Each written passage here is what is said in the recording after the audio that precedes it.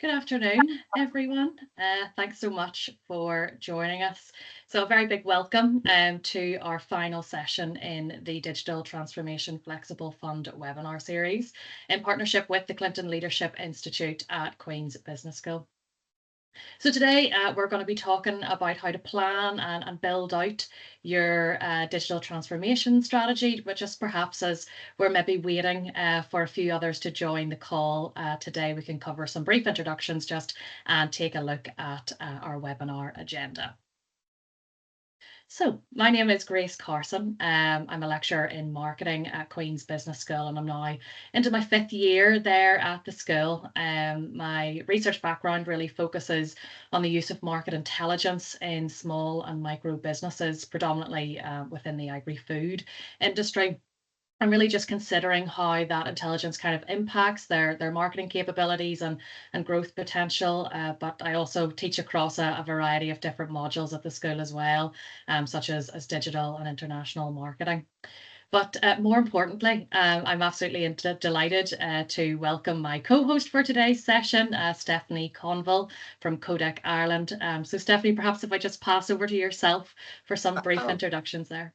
Oh, absolutely. Thank you very much, Grace. Good afternoon, everyone. As Grace says, my name is Stephanie Conville and I am the commercial lead for Codec in Northern Ireland. And for those of you who aren't familiar with Codec, we are a Microsoft partner. We specialize in delivering Microsoft solutions across the entire Microsoft stack, from Dynamics through to Azure and cloud, ERP and security solutions, which help organizations both in the public and private sector digitally transform their organizations. And we have offices Belfast, Dublin, and London, and we're just over about 300 employees at this point in time. So I'm delighted to be here, and thank you very much for the invite, Grace. I look forward to chatting with you all later. Brilliant. Thanks so much, Stephanie, and really appreciate your time this afternoon. So just in terms of our webinar agenda then, so first of all, I'm just going to start off with giving a little bit of a background and an overview to the Digital Transformation Flexible Fund, or the DTFF, as I'll call it from now on. We'll run over some eligibility criteria and also take a look just at the grant process. Then I'll move on to think about, what actually is digital transformation? What does this mean for your business? We'll then think a little bit around how we plan for digital transformation and look at how we build out then a digital transformation strategy. Following that, we will review some advice for actually building out your DTFF application itself. And then after that, I'll be handing over to Stephanie and she'll be sort of putting everything I'm talking about into practice and using a couple of different case studies. After that, then I'll take back over and sort of provide a little bit of information around further help and support and resources that are available to you in relation to your application. And then we'll move on for a short Q&A session. Shouldn't take any longer today than about an hour and a half, but hopefully we will get finished up a little bit sooner than that. Just to say as well, if you do have any questions sort of about the application process or DTFF in general, as we're moving through our slides, please do feel free to fire your questions into the chat, and Sean is going to kindly kind of lift those questions and answer those that he can. All right. So as I said, just starting off with a brief overview then. So the DTFF is a demand-led grant scheme that seeks to address financial barriers to the adoption of new and emerging digital technologies, specifically within small and micro businesses. It also focuses and emphasizes this concept of business transformation and digital transformation. And when we say, digital transformation, what we mean there really is the integration of digital technologies into a variety of different areas of your business, thus kind of, fundamentally changing how you're operating as a business and where you're delivering value to your customers. So it is a capital funding grant program. Now, it does not provide support or assistance for developing out sort of your new ideas or new products, nor does it sort of support research into new emerging technologies. Grants are available from a minimum of £5,000 up to a maximum of £20,000. So it is a £7.5 million capital grant pot that is supported by all local councils in Northern Ireland and delivered by all local authorities as well. So it's kindly administered by Newry, Mourne and Down District Council, and they're supported by Invest NI. So eligibility criteria. You must have a business that is based in Northern Ireland, and that business must be either small or micro, so up to 49 employees. You must be able to demonstrate that you have been actively trading for at least 12 months and that you are VAT registered. Your DTFF application should also be aligned with the digital transformation plan or something of the equivalent.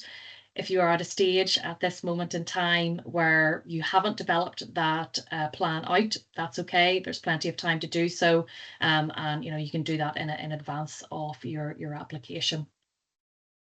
The project is centered on one or more of the 6 advanced digital technologies that's actually covered within the series. I'll be touching very briefly upon those technologies, but there's plenty of opportunities through different resources to hear about those technologies, and I'll explain that a little bit later on.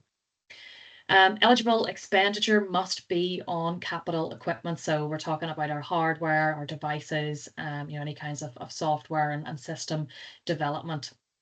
And finally, just to mention that you must be in compliance with state aid and subsidy controls via your de minimis and your EU-UK trade cooperation agreement. So all applicants must complete, there's a mandatory state aid declaration at the application stage, just to indicate then, of course, any previous funding that you may have received. So just to talk a little bit around the actual grant process then. So we're starting off at stage 1 with our pre-application briefing. So that's pretty much what we're doing here today, engaging with these webinars, but also then perhaps going along to our pre-briefing sessions, where we talk a little bit more around the digital technologies that the fund actually will support. And we talk as well a little bit more around the application process and what that looks like. I'll give you a little bit more information around those pre-briefing sessions in the next slide. Following that then, you may wish to submit your expression of interest, and our expression of interest now are always open. Now, after your submission of that, they will be reviewed, and if you are successful, you will be invited then to submit a formal application. That formal application will be much more detailed, focusing on your digital transformation plan and the deployment of your chosen technologies and how that technology actually really works within the business for good. That then sort of is moving us on to stage 4, where your formal application will be reviewed by an assessment panel. If you are successful, you will receive a letter of offer then, following which you can move on to stage 6 and purchase and implement your technologies and then make the claim for that purchase. So as I said, I'd like to give you a bit more information just around our briefing sessions that are coming up, and they will be delivered through all 11 councils. We're currently planning those briefing sessions for launch in and around mid-February, with applications then closing in and around early March. So as I said there, you can complete an expression of interest for the DTFF at any stage between now and then, depending sort of on your preparation level. So if you'd like to find out a little bit more information or figure out how to kind of start that process, then you can scan the QR code here on the screen, and that'll take you to a landing page where you can find out, as I say, a little bit more information and start your expression of interest. So just moving on to our content on digital transformation and thinking a little bit more around the planning and the strategy elements. So I think first off, it's good to kind of define digital transformation here again, so that we're kind of aligning with the concept more of transformation rather than perhaps digitization, which can happen very easily. So I mentioned there earlier on that digital transformation is the integration of our digital technologies across a variety of areas within business, fundamentally then changing how you're operating and how you're delivering value to your customers. Now, there are levels to this digital spectrum, as we can see on the screen here. So we have our digitization, really relating to converting our analog or our paper information into that digital format. So as I say, sort of scanning paper documents would be a good example of that. Moving in then to the concept of digitalization is using our digital technologies to change our business processes. So for example, again, sort of implementing a cloud-based document system to house your business records. And then finally, thinking about digital transformation. So it's the next level, next step, where we're reimagining the business model with digital at the core. So again, a basic example of that would kind of be shifting from a brick and mortar store into perhaps adding on that e-commerce platform, where you may be able to provide more personalized customer experiences and things like that. So just to kind of summarize, our digitization is very tactical, focused on small productivity movements, automating our manual processes, and that can include anything, from our website building, sort of looking maybe at social media strategies, our SEO, the use of generic IT equipment as well would sort of fall under digitization. Whereas then our transformation is, of course, that creative element. It's much more strategic, much more long-term in nature, and very significant because of the level of business rethinking and redesign. So off the back of that, it's probably useful just to highlight that digital transformation is also a cultural change. It really requires the organization to have these important conversations around challenging the status quo in the business, being open to experimenting and getting comfortable with the idea of, trial and error and testing, and, maybe even being open to making mistakes as well.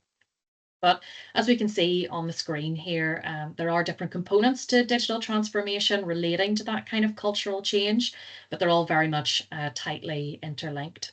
So just to briefly run through them, we have our structural change, where we're thinking about reorganizing our teams for collaboration, maybe flattening any hierarchies that might exist, just for the sake of speeding up decision making and opening up conversation. We have a cultural shift, sort of encouraging learning about digital transformation, encouraging openness around that. That may even involve things like embracing more data-driven and data-focused conversations and decision making. We also have our competency changes here, where we're talking about training, upskilling, sort of reskilling as well, our workforce and employees to be ready and prepared for that level of digital proficiency. May also involve things like sort of opening up new roles and job opportunity there too.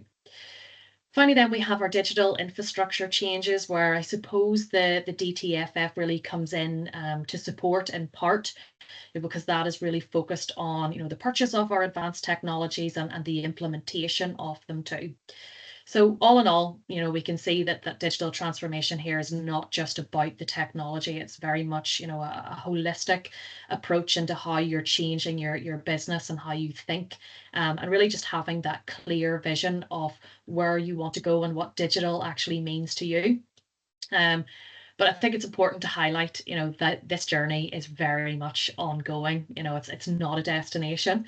And perhaps some of you, are further along in the digital transformation process than others, but that's okay. Regardless, the DTFF application process and fund, supports anyone along the line in that journey, whether or not you're at the beginning or perhaps if you're a little bit more seasoned, let's say. Okay, so moving on now to thinking about planning your digital transformation approach. And I think it's fair to admit, and important to be honest, digital transformation can be a complex process and journey. So as a result of that, it is really important, even as small and micro businesses, to initially plan the approach out here, because success with this transformation does require preparation. I suppose there are a variety of different ways that you can start, but perhaps one of the better ways may be to kind of do a bit of a digital health check, sort of taking note of where you currently are in terms of your current systems and maybe mapping out how information really flows throughout your business. A good example of that may be even just having a clear understanding of how you're tracking customer orders from initial contact right through to delivery, or it may be more, focusing around identifying bottlenecks and inefficiencies, things like that, just in order to have that data recorded and available, and to allow you to have a more holistic view of things. You may then wish to kind of move on and think about the strategic foundation here, really asking yourself the question, why do we want to digitally transform in the first place? What is our aim? What are the problems that we're actually trying to solve? And can you create objectives around digital transformation on that are clearly aligned with your already established business objectives? On top of that, I think it's important to kind of look at this with a long-term lens. Of course, yes, you may have an agile approach sort of built into, again, particularly being, a smaller or micro business, but don't rush into changes, build that long-term roadmap and think about that timeline. And you can look at the DTFF as a step in your digital transformation. It doesn't necessarily need to be the whole transformation. So, don't rush if you feel that at this point in time, you might need a little bit further information or more time to think about your journey and your process on this. There will be further calls in the future. So do take that time. Following that, then you may want to move on to thinking about building a comprehensive strategy that really covers all bases. And that would kind of be like your written plan or strategy here, covering things, from process improvements right through to looking at team capabilities and the need for training. So essentially a bit of a master plan here that's connecting all of your different digital ideas and initiatives, again, with your business outcomes. So as part of this and as part of kind of that master plan, you might want to try to identify your implementation challenges from an early stage. Be upfront about that, be honest, sort of identify where those challenges are coming from, be that internally or externally, and consider some contingencies in relation to that, even at this early stage in terms of planning. So moving on now, just to thinking about structuring that digital transformation strategy. When you're actually going to build this out, what potentially may this look like? And essentially what I want to do here is kind of give you a structure for that and maybe give you some ideas in terms of how you want to fill that structure out. But perhaps just for clarity's sake here, just to mention, this would be in relation to building out your own personalized sort of detailed strategy.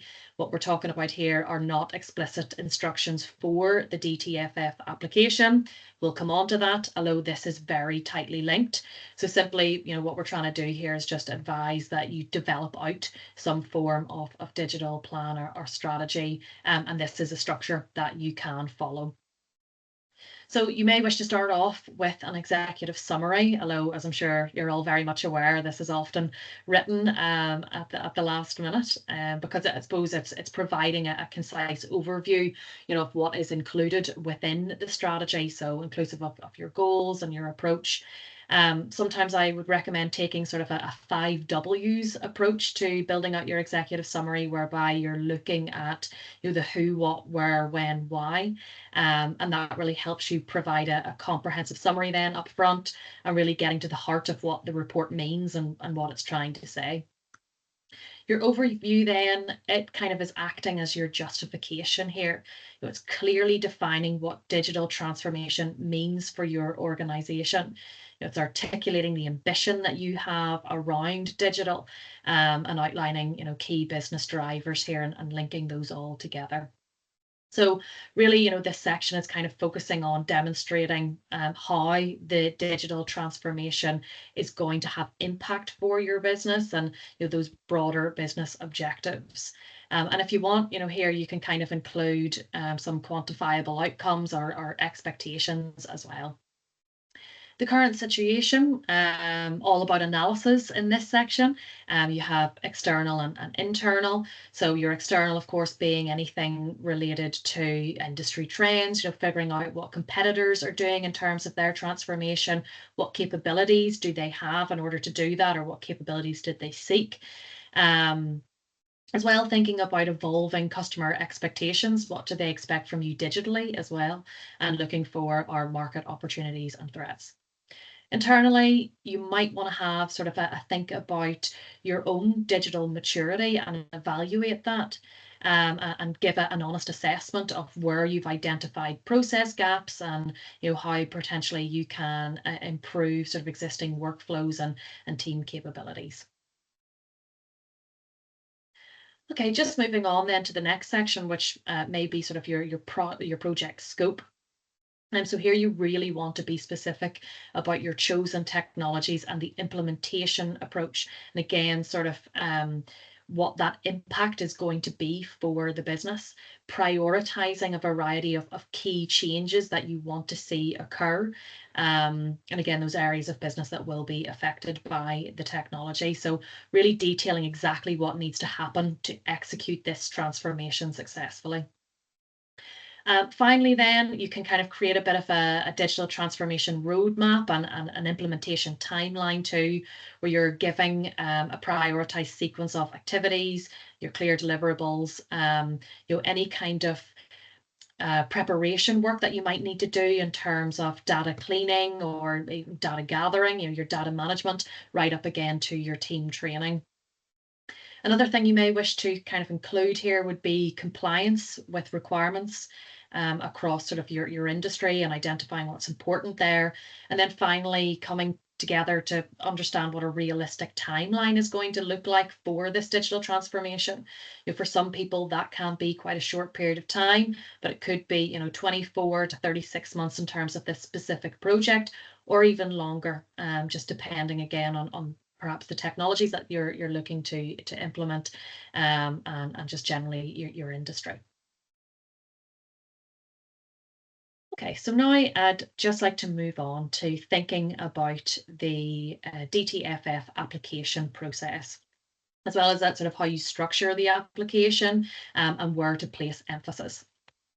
But before we get on to doing that, I thought it'd be good just to touch upon the actual 6 technologies that are funded by the DTFF. So it provides funding for capital equipment and off-the-shelf or bespoke software as well across these 6 technologies. So here on the screen, we have smart technologies, referring to kind of connecting devices and systems for intelligent automation and just general monitoring as well, and creating dashboards where again you have that kind of bird's eye view or holistic view. Then robotics, related to our physical automation that will enhance manufacturing and reduce sort of operational pressures. We have big data, so systems that are analyzing those really big data sets to kind of drive better business decisions. And probably worthwhile just noting here that really a variety of other technologies that are listed are kind of based upon having a good data management system and having clean data to begin with. So perhaps something just to consider at this stage. We also have immersive technologies, so sort of virtual and augmented reality solutions that can really transform your customers or clients' experience. Artificial intelligence, so intelligent systems then that are there to learn and to adapt and to optimize business processes, to kind of allow you to then get on with other creative processes within the business. Finally, our blockchain, so a very secure and decentralized digital ledger technology system, which is used largely to ensure that there's transparent transactions occurring. So that's our 6 technologies, but just important to note here that the DTFF doesn't cover ongoing costs for the likes of leasing software, subscriptions, maintenance, updates, training expenses, things like that. And really, it's just because the fund is trying to take a very targeted approach to ensure that the funding is really going towards those transformative technologies, which will have longevity and considerable impact in your business going forward. Okay, so just now to touch upon our basic application requirements. We have a couple of those. So first of all, really important, of course, to specify the actual technology that is selected and provide an explicit outline of the equipment that is to be funded. We also require evidence of match funding. So our successful applicants will receive up to 70% of the total value of an investment project, but they are also required then to provide a 30% matched co-investment on that. So we will require the evidence that you do have that match funding, and that can be done sort of through bank statements. We'll need evidence of your trading duration and that you are VAT that you have that status, sorry. Provide 2 quotes for the chosen equipment and indicate a choice of preferred supplier there as well. And finally, I suppose it kind of goes without saying, just making it obvious that you do meet these basic requirements. So do be sure to go to the eligibility criteria and just use that as a checklist, and that you're giving us the evidence that is required. Okay, so thinking about then our DTFF digital transformation plan in terms of the actual application itself. So the application must be aligned to a digital transformation plan, and we've already kind of discussed how you can start that planning process and perhaps the kind of structure that you might want to use in order to build that plan and strategy.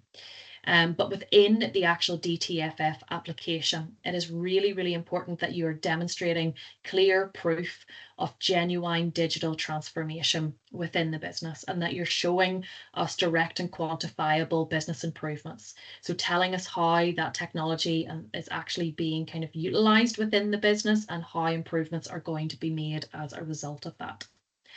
You might also want to think about the economic impact. So you can touch upon increased turnover, profitability there. In terms of business performance, you may want to talk about efficiency or productivity. But it's also good too within the application to kind of touch upon what the additional benefits might be. So is that in relation to kind of improvements in quality? Is there going to be job opportunities as a result of your application to the DTFF? Or do you have any sort of sustainability claims that are going to be created as a result of the project that you are running? So overall, be explicit. Detail is absolutely key here, of course, within the word count, and explaining how your actions will have impact both within and outside of your business. But what I'd like to do, that was sort of a bit of a general overview there, is kind of show you the marking criteria up close and personal. So these are the 3 criteria that we will be using in order to mark your formal application. So I just want to run through these with you. So criteria number 1 focuses on the proposed investment contribution to digital transformation within your business. That's an approximate 800 words there within the application, and we weight that at about 40%. Criteria 2 then is summarising the economic outputs and the benefits that are likely to be derived from the proposed investment. Again, 800 words at a weighting of 40%. And then finally, we have criteria 3 that is focusing in on a summary of business performance improvements, again, that are likely to be delivered from the proposed investment. It's also 800 words, but a slightly lower weighting there of 20%. So do consider those weightings and also the word count. I know 800 words for some seems like quite a considerable amount, but for others, it seems quite little. So do use that word count to your advantage, and please do make it impactful. One other thing that I think is important just to highlight is that these are the marked criteria. So there may be other questions relating to project description within the application form. And while it's highly important, obviously, to set the scene and to let us know what that project actually looks like, it may not be directly marked. So please ensure that your effort and your detail is represented within these three criteria and that you're satisfied that you're giving enough information within them. Okay, so just perhaps thinking a little bit around why digital transformation projects, and I think predominantly our applications, fail or maybe are rejected. And I've got a couple of ideas here on the screen that I'd just like to go through with you. So first, we see that many applicants just simply don't grasp what genuine digital transformation really means for them and how it's going to be impactful within the business. So they're kind of missing those core requirements there. So hopefully after today and after our discussion, you'll be feeling a little bit better versed on what digital transformation means and then how that might be applied within your own company. We do often see as well sort of basic oversights around inconsistent thinking within the applications, sort of gaps in logic and just not enough detail. So, do again be sure that you are aligning with those criteria and that you're satisfied you're providing enough information. As well as that, we like to see that your applications are kind of tied to clear business objectives and that you've got a clear strategic alignment there for where you're going in the future. A critical mistake is also as well not connecting your priorities back to the marking criteria. And I know I've sort of just referenced that there, but another important thing to be discussed. As well, sometimes we kind of see or feel like there's applications that read a bit more like a hunch, where a business is maybe suggesting that it might be good for business, and really that's not enough. So you do need very solid evidence and showing of critical thought there in terms of why this is going to be of benefit, and ensure that you're being really affirmative in the kinds of language that you're using. And finally, I suppose if you're finding it difficult to kind of realize or understand or even communicate really what the benefits and the improvements are going to be, you perhaps stop and reassess as to whether or not this technology is the correct technology, or if it's relevant, or if you're going down the right path, because it must be clear to us, what those benefits and improvements are going to be for the business. So perhaps quite maybe intuitive mistakes there to kind of touch upon, but they are ones that can really derail the application. So please do take time to review each of these points before submitting. Okay, so just finally, some perhaps top tips before I pass over to Stephanie here. Really advisable just to explore the DTFF website and to read the applicant guidance PDF there. A large percentage of the questions that we would normally get, the answer is in that PDF, so it's really useful. So I'd signpost you towards that. It's also a good idea to really select the strongest elements of that digital transformation plan that you have built independently of your application. So identify those strong sort of elements and then put them within the application. It's also a good idea to have conversation and brainstorm and try to create a bit of a draft of your DTFF application prior to submission. And within that, having conversations around, technology and purpose. Looking perhaps for those kind of revelation moments, or sort of the brain waves, and build upon your clarity. Now, you may be able to do that with a bit of feedback and a bit of support on your initial draft. So you can maybe perhaps get that from your fellow colleagues, employees, or even some advisors. And take time then to reflect upon that feedback. What does it mean? How can you change things?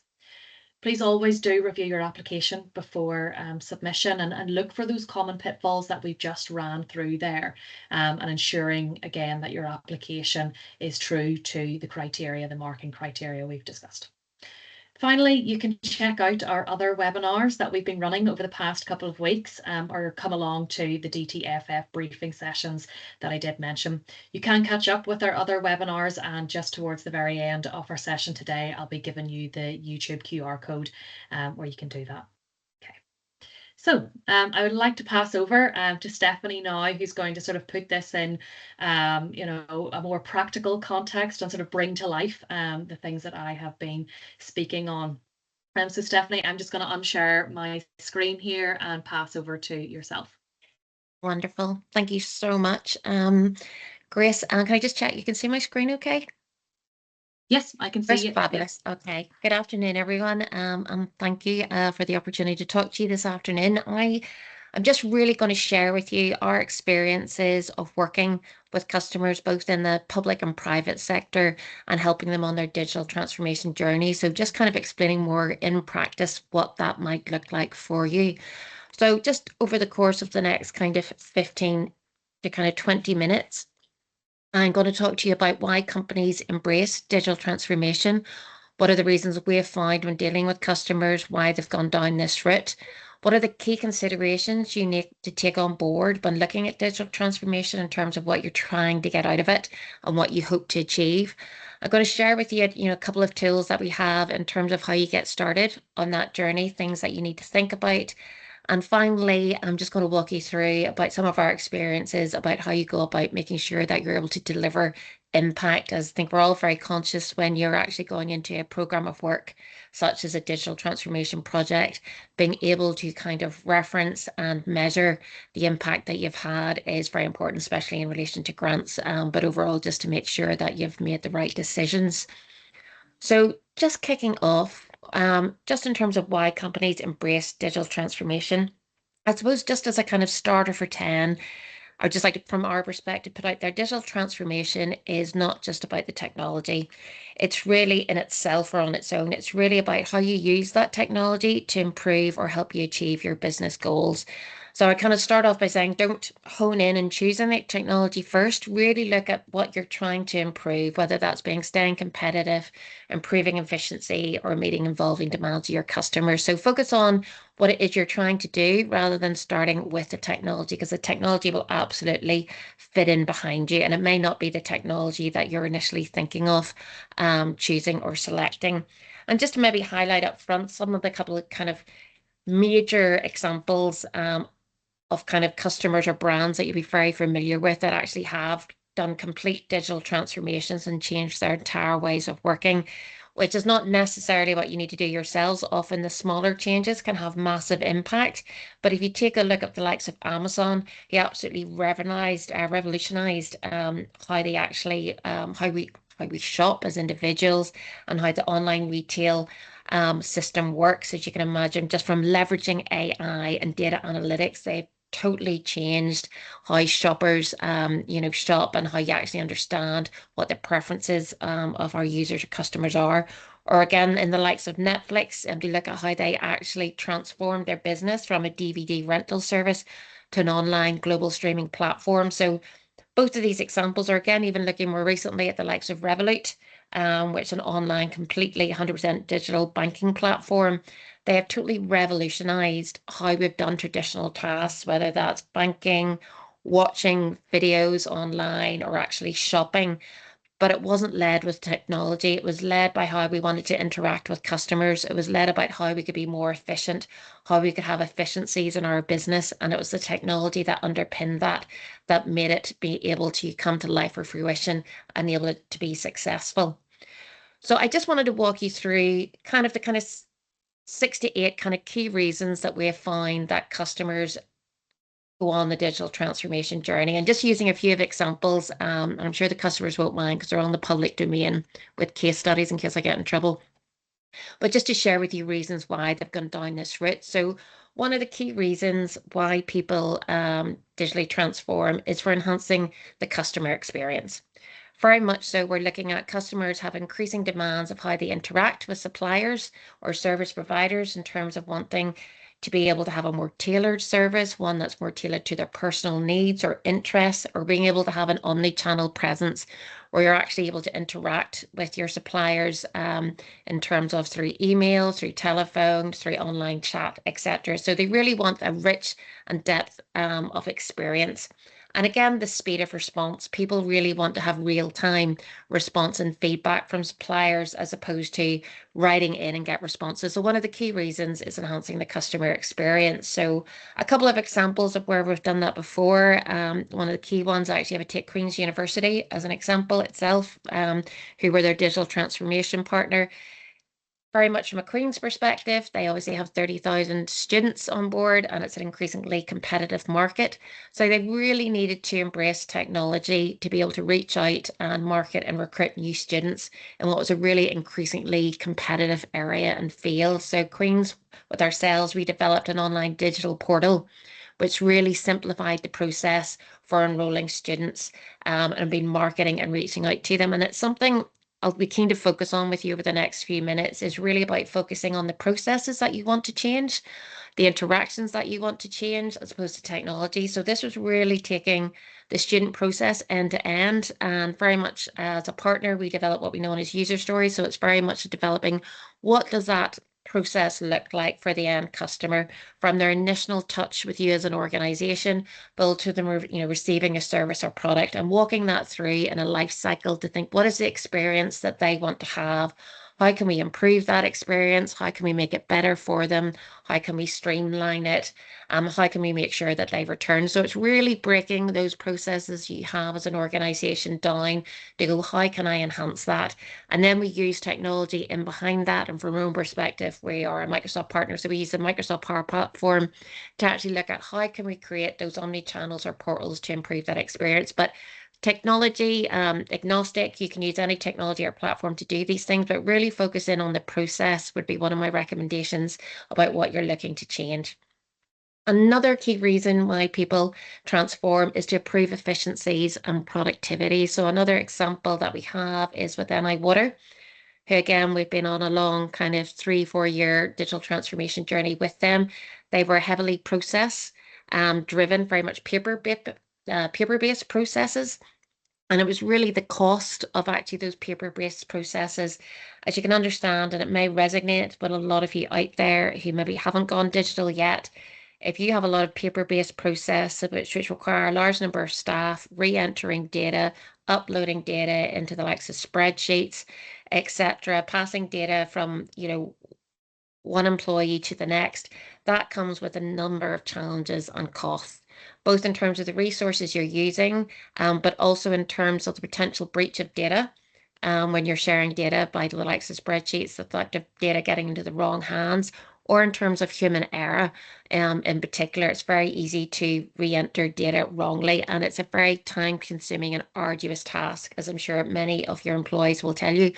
So with the likes of NI Water, we absolutely digitized a lot of their processes from start to finish. So they're all available online, which significantly led to a massive cost reduction for them, just in terms of overhead, in terms of staffs, but also in terms of there were a lot of online delivery costs which they had. There was examples of wet signatures being required where actually they had to go and get a wet signature from customers who could be 200 miles away on a return journey. So taking some really simple processes which can really enhance your business and being able to get digital signatures online can really be a massive cost saving for you, but also in terms of the green agenda. Because one of the things maybe you haven't mentioned yet today, a lot of digital transformation can really help your green agenda. And it's very important in terms of government funding and grants, and even in terms of your customer base, in terms of what they might want to see from you as a partner, is how are you reducing your carbon footprint? And very much so, we've had customers who they have calculated to be hundreds of miles worth of paper, which they've totally been able to get rid of by going online and again, reduce their carbon footprint with it. So there's a number of reasons why you should digitize processes, and a lot of them are around just efficiencies in terms of reducing costs. And again, one of the key things you might want to do when thinking about what you maybe want to change or your business and improve on, is a very good example is to talk to your staff. Sometimes we look at it holistically from maybe an SLT perspective or looking at your strategic goals. But a lot of the inefficiencies in your business can really be evidenced by talking to your staff on the ground who are kind of finding that they're actually spending far too long doing really manual tasks, which again are unproductive, but also not very satisfying from a job retention perspective. So you can, absolutely lose staff to that. So it's really about helping them have, a better experience, making them feel more comfortable in the work they're doing. I know a lot of the customers that dealt with, a lot of their staff actually feel very nervous sometimes about making mistakes with the data entry because some of it can have far-reaching consequences. So being able to digitize it and automate it, it made them feel a lot more comfortable in their roles and de-risked the organization as a whole. So there's often a lot of reasons which you don't think about. Staying competitive, again, is one of the key reasons why we all digital. How do we compete against our competitors, but also reach new markets? Very much we're in a global economy. So digital transformation is really about reach a lot of the time. How can we reach out to more customers?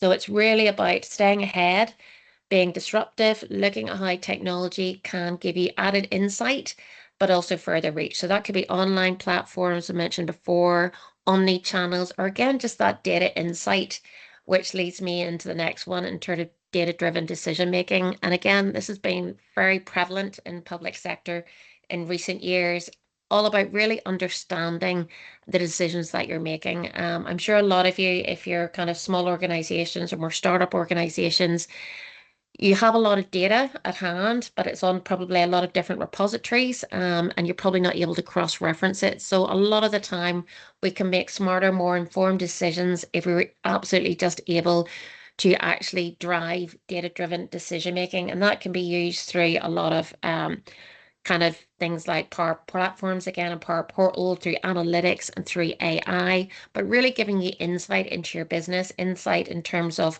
what's working, what's not working, where you're wasting resources or wasting money, but just really about how you can work more effectively. So a lot of the time, when you're looking at digital transformation, you don't have to be the next Netflix or the next Amazon. It's really looking at those small changes which will give you that competitive advantage. And that could be by just understanding your business better, being able to run those reports that will let you stay ahead of your business and make improved decision making. And that again feeds into cost optimization. Now, this one is more radically, I suppose, related to technology in itself. As I'm sure you'll all be very familiar, there are a lot of savings to be made by moving to the cloud. And that's where most people will look at cost optimization from a technology perspective.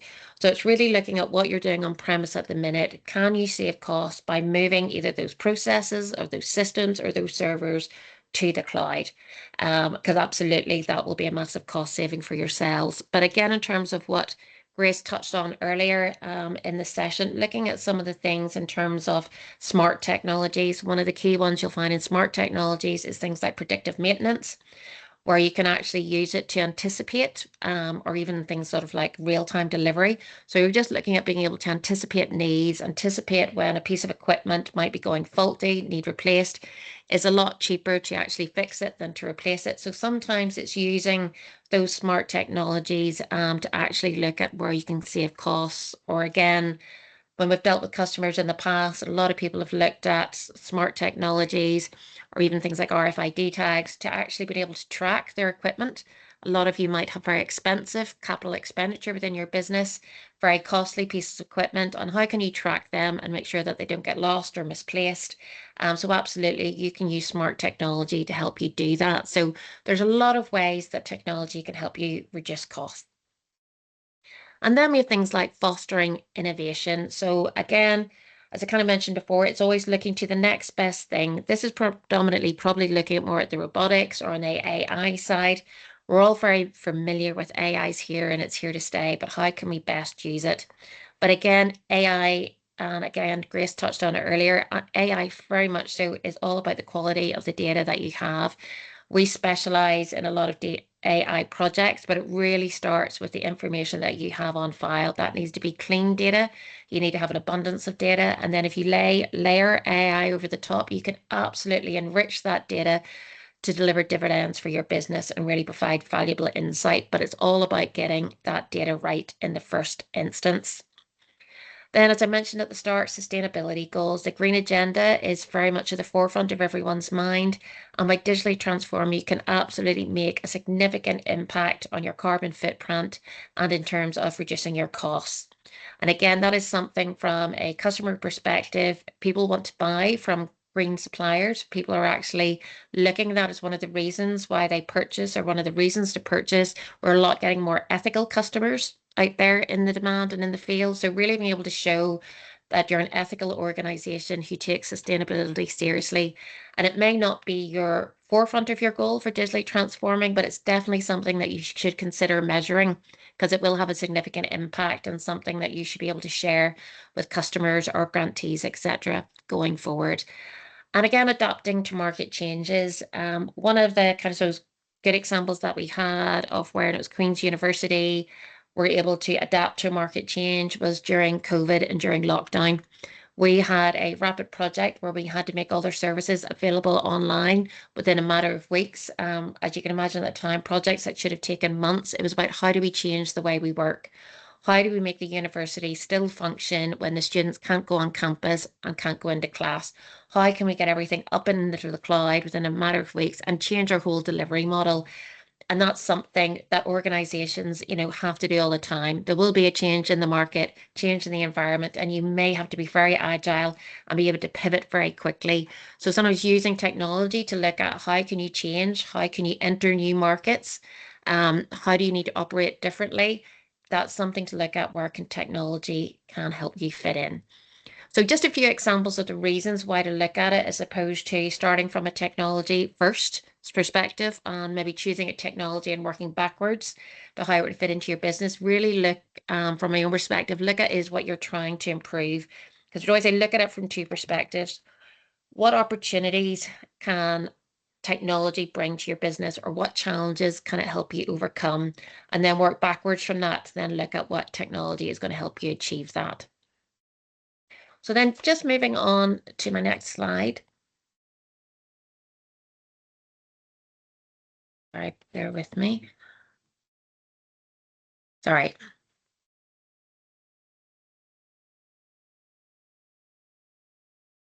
Okay. So key considerations when you're looking at a digital transformation project. First and foremost, I think it's always really good to remember not to replicate bad processes online.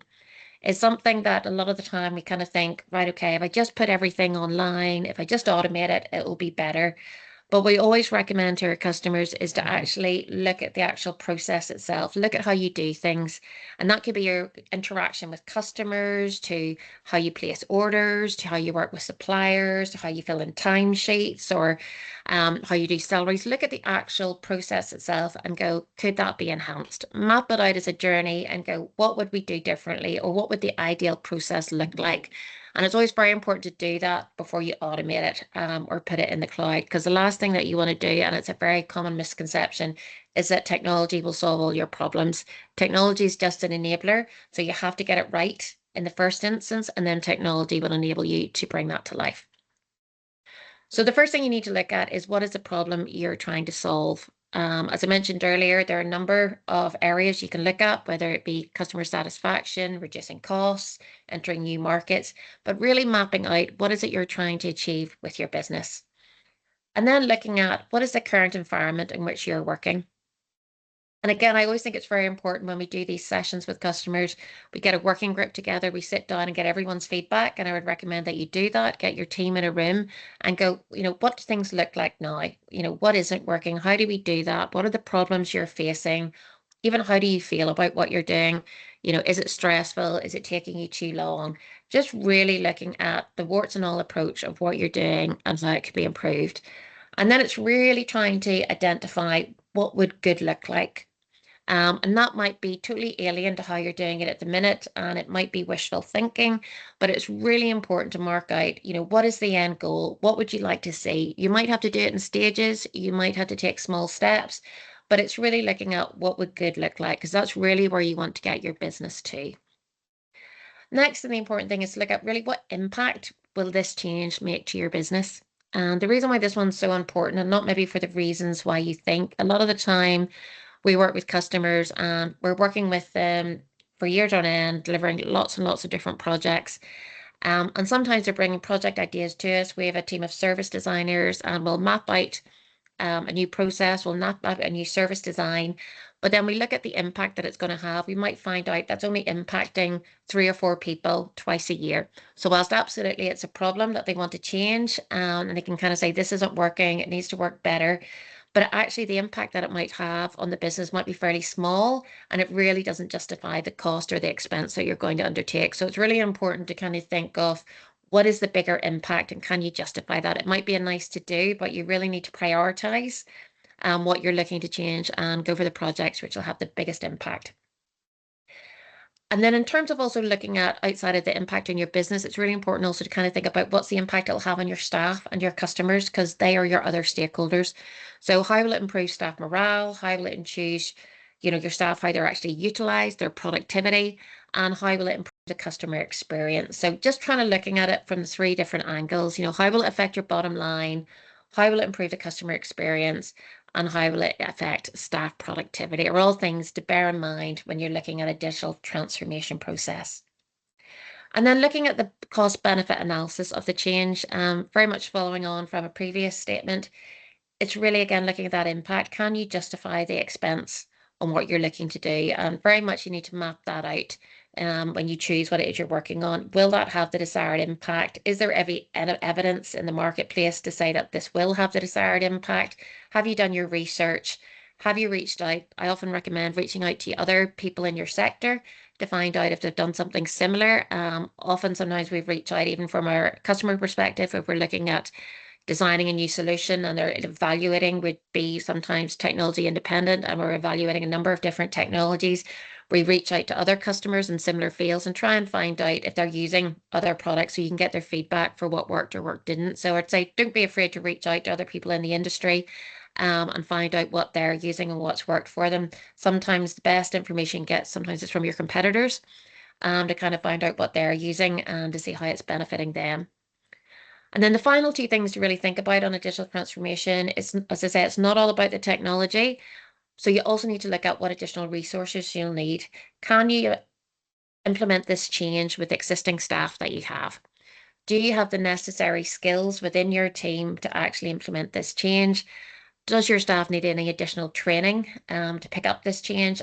Something I would very much bear in mind and something we spend a lot of time on with customers is actually on the change management. So I'd say not to underestimate that, to take it on board when you're looking at implementing a digital transformation project, is to bear in mind that you need to do a program of change. You need to get your stakeholders involved, be that your staff or your customers, and make sure you're taking them on the journey with you so they actually adopt that change. The last thing you want to do is implement a new system that you spent money on or a new piece of hardware or software and find out you're reaching resistance from your team that they're not interested and they're kind of resignant to kind of pick it up and they go back to their old ways of working. So always factor in the change management aspect of something you want to build into your plan and make sure you've covered it off as one of the key considerations. And then just a kind of a slide I put here, just so we can kind of share this just as a kind of tool that we have. It's just a kind of template we use as a kind of starter for 10 when you're working internally with your teams. Just to be able to map out the work that you're doing. So just to be able to describe the issue or problem that you're trying to address, looking at what it will change, looking at the opportunity statement, condense down the data into a single how might we sentence that defines your aim in relation to the theme or problem, and then look at the impact that will have on the team. So capturing the impact it will have on the people who will be affected by this change. So it's really good to map it down on paper and then kind of share that with your team so you get a real feel. Is this something that's worthwhile doing? And really help that map it out. And then the next stage I kind of recommend that you do is kind of look at doing a bit of a user journey. And that's either your internal member of staff or your customer. How does this process? What does it look like from them step by step? What experience would they have? And that will really help you look at the impact that the solution or system that you choose will have on them. So I just wanted to put that up there so you have it. If you get a copy of the slides, it's a starter of 10 to get you thinking about how you can start planning what that would look like. And then the final slide I just wanted to talk you through is just about when we're looking at delivering impact and measuring success. With any of these projects, it's very important to take your baseline. We find with a lot of customers that we work with, they find it very hard to go back and measure the impact that the actual projects had because they didn't take a baseline measurement at the start. So in terms of being able to report back the impact you've had or the benefit you've had, you really need to look at what is the current state, and measure that in terms of how long does it take you to do X, Y, and Z now? How many people does it take? How much paper are you using? What is the length of time? Etc. So you'll be able to show the efficiencies at the end of the project. Because if you set, for example, up front, you want to look at defining your clear objectives. So these are just kind of the top three objectives, as I mentioned earlier: improving customer satisfaction, increasing revenue, and streamlining your operations. So if you were looking at, what are your metrics, and it's really making sure that you tightly measure this, because it's a thing that we all kind of drop off. And I know that from personal experience, you think you're going to measure it, but you don't. You just get too busy. It's, looking at how can you measure the customer experience? How do you get feedback from your customers? Do you do NSAT surveys? Do you do polls? Do you ask for their feedback and what their experience has been with you? You need to be able to capture that and capture it in a timely fashion. You need to then look at the financial impact. You need to be able to have your cost profile and your financial reports done so you can actually show where you've saved money. And again, on the operational efficiencies, as I mentioned, just looking at how long did it previously take? How long does it take now? We have had some fantastic examples from the customers, such as Queens, where it's taken them 3 weeks to go from admission from start to finish, where it's literally done in a matter of minutes. So there's some really impactful studies by digitizing, because it's not having that paper trail of one paper getting sent to someone else in a different department to get uploaded, input into a spreadsheet, sent to somebody else to sign off, sent to somebody else, sits in an inbox. You can really measure the impact you have if you kind of put the system in place.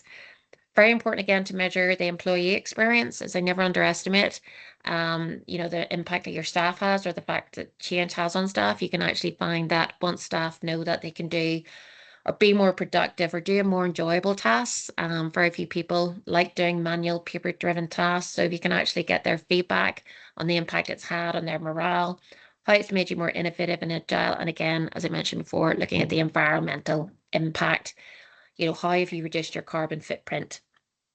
And, if you focus from that perspective, I think just having those measures put in place, making sure that you're starting at the beginning, and to have that plan in place of how you're actually going to measure that impact, and make sure maybe you have someone assigned to do that, you'll be able to show the impact both to the business and both to the funders, which will help you attract more funding going forward. But I think that's it from me, Grace. Sorry, the end of my slides, but happy to take any questions at the end. That's lovely. Thanks so much, Stephanie. I just have one or two other slides just to run through. Apologies, you're probably seeing a picture of Dublin on the screen there, but hopefully that's the slides up now. So again, thank you so much, Stephanie, for your experience and your insight there. Just in the last couple of minutes, what I'd like to do is sort of signpost a little bit to further help and support. So of course, earlier on we did mention there the DTFF website. So lots of information on that applicant guidance PDF, also plenty of information around the eligibility criteria as well on a separate page. You can also access sort of the webinar series and some further information around the briefing sessions on the website. In terms of further support then, oh, hold on, I'm going too quickly. There we are. So applicants can contact the following organisations who may be able to kind of guide a little bit further on the application process. So of course there is ourselves at the Clinton Leadership Institute at the Business School at Queen's. I'll come back to the resources that they offer on the next slide. But there are a variety of course, your further education colleges across Northern Ireland. The University of Ulster runs their Smart Manufacturing Data Hub, and they're open to having discussions with you around this. You can go to a variety of different local authorities. Some of you may recognise here, of course, Go Succeed and also Innovate NI. And just any other kind of support mechanism that you have identified yourself, be that sort of your client executive at Invest NI, for example. But again, further information can be found on the website. I did mention there the Leadership Institute provide a variety of different courses and resources. So just to run through those with yourselves. So we do have custom bespoke courses that are tailored, of course, to your needs, or indeed the executive programs. Some examples of those exec programs are our strategic change and leadership for digital transformation. Digital transformation and emerging technologies may be specifically very relevant, of course, for what we've been talking about today. And then our data analytics and decision making courses as well. So if you're interested in any of those courses, please do feel free to reach out to us and we'll certainly provide further information. Just about the webinar series as well, and to highlight that there are a variety of different sessions available for you, particularly if you're interested in hearing a little bit more around the technologies. So over the past couple of weeks, we have been running webinars on big data, IoT, robotics, cobotics, looking at sort of driving business improvements with AI and machine learning as well, looking at customer experiences with immersive tech, and then our session there, I think just ran last week on blockchain. All of these sessions have been recorded, so if you are interested in sort of checking them out and listening in, you can scan the QR code there on the screen and that will take you to the Leadership Institute's YouTube channel where all the recordings should be available for you. Okay, so thank you so much to everybody for coming along today. First of all, and again, thank you so much to Stephanie, sorry. So just to kind of open the floor here to any questions that you have, be very happy to have a quick discussion.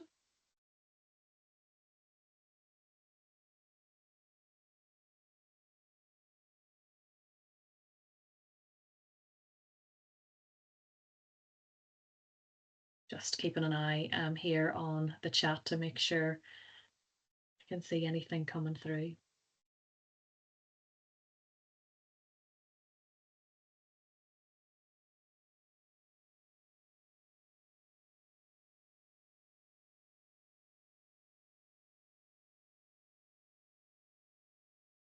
Okay, I can't see anybody necessarily typing in to the chat, but I suppose if anybody wants to shout out, you certainly can take this opportunity to.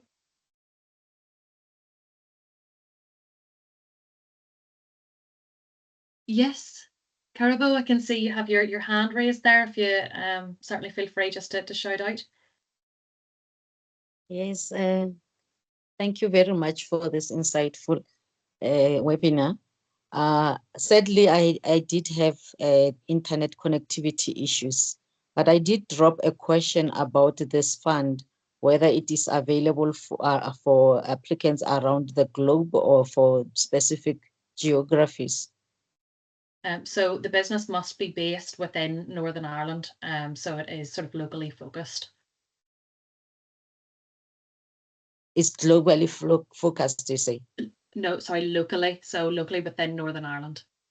Oh, okay. All right. Thank you.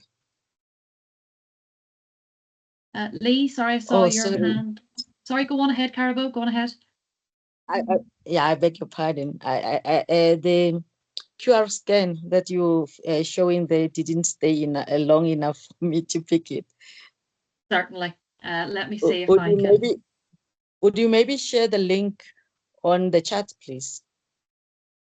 Yes, is that for the YouTube channel? Yes, please. Perfect. Thank you. Pop the QR code back up on the screen there for you, Carabo, and perhaps we can get the link shared in the chat as well, if that's possible. Thanks very much. Okay. Anybody else have any sort of final questions before we finish up for today?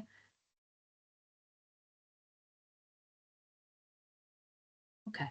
Perfect. Well, look, perhaps we will leave it there. Again, thank you to Stephanie, and thank you so much for everybody attending. Thanks so much. Bye-bye.